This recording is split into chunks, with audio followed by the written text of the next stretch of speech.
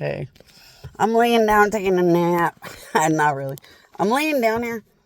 I'm at the airport waiting for the next ride. But I'm kind of laying down because I kind of like just rest. And I put my feet on the steering wheel. Do you guys ever do that? Where you bend your legs and you put your legs and your feet on the steering wheel? And it's so comfy. I'm just sitting here talking to angels about taking a shit in a soul. So these people raped and murdered me and shoved crap. They raped me and murdered me in mass quantity. And then sometimes they would shove crap all over me or do gross things against me, crap related. So we decided as gods that are going to live on, not the ones that are dying as we go, but we decided for the ones that live on that we're going to make something shit related. Now, we're probably going to make more than this, but sorry. I just set off I just honked the horn on accident. We decided that we're going to make souls that look like toilets, or you can open a soul like a toilet and shit in souls. So as their soul is getting slaughtered, it's going to get mixed with crap, but not just crap. The most horrifying, unthinkable crap a god or an angel can take. Sadly, you wouldn't want to know. Gods and angels can get really powerfully creative. And you'd want to live in the bathroom of any normal crap after you get crapped in your soul by something that sickening. But it's going to be fun because their death comes out. So when they sweat, their death is going to come out of their sweat. And it's going to stink like angel god crap, knowing that gods and angels are just crapping on them the way they did to a dead god. So, they had to have participated in unthinkable acts against God, or they had to laugh or support things that sickening or unthinkable. But we were just talking about turning a soul into a toilet and how funny it was to watch the first angels and more today take a crap in people's souls. It's going to be funny. We were talking about how people didn't take anything seriously, and it's gotten so bad that they're going to stink like such crap and more at stores and more that I don't even think they'll be able to survive anywhere. But you know what? That's how that works. Remember what I told you guys. In the days of Jesus, Jesus was a target too.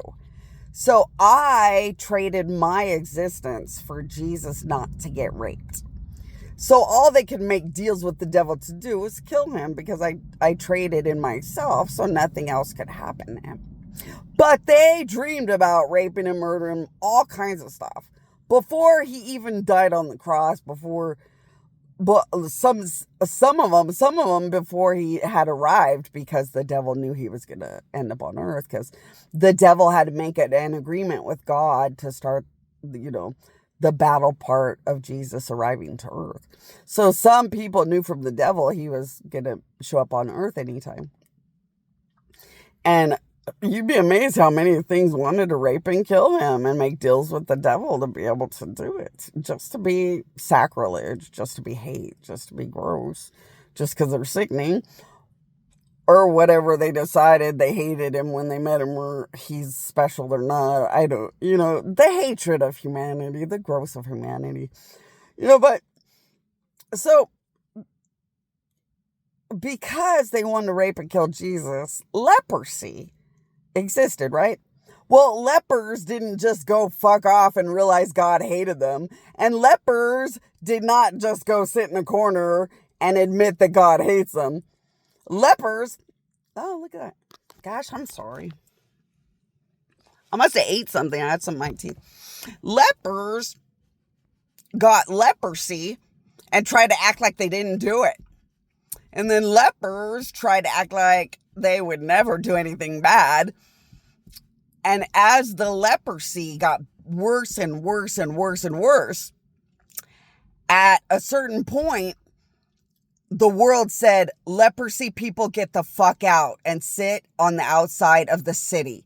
You're too sickening. You're too disgusting. Everyone knows God hates you and you did it. Go sit outside the city and stay away from us. And that's what's going to happen. Angels are taking a crap in the soul of all enemies of God.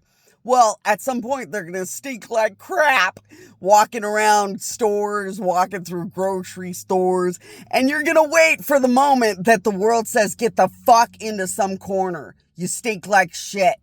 I realize God hates you. God's killing you. God's ripping up your soul, shredding your soul, taking a crap in your soul, and you stink like shit. Everyone knows that God is hating you because you did it.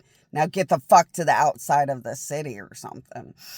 And that's the fun of it. This is the fun of the hatred of God like this. It just brings unimaginable death and punishment.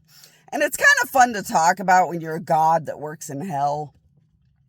But it's also a lot of skill because you want the good people to live amazing and the hated to just be known to be the most disgusting things that did something against God ever known. And it's kind of fun. So like I said, if you guys are feisty, you could think or say my queen, my queen, my queen, and talk to the gods about this stuff.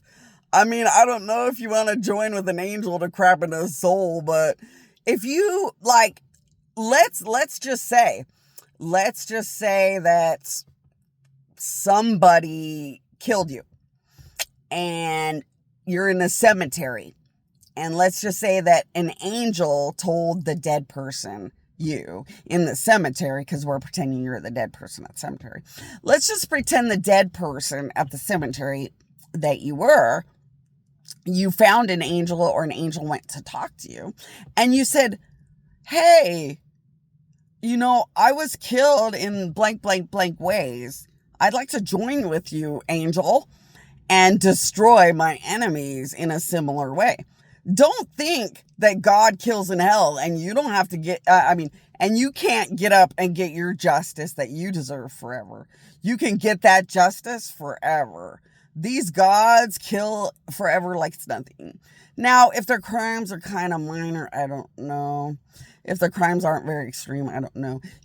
I'm a god, so everything I talk about is very extreme and sickening because gods don't let you even look at them without dying forever. You have to be allowed to look in the presence of a god or look at a god to not die forever. You have to have formal permission to look in the direction of God. So see, in my world, everything is excessive, sickening punishment forever. And there is no other way to do anything. Gods don't work any other way.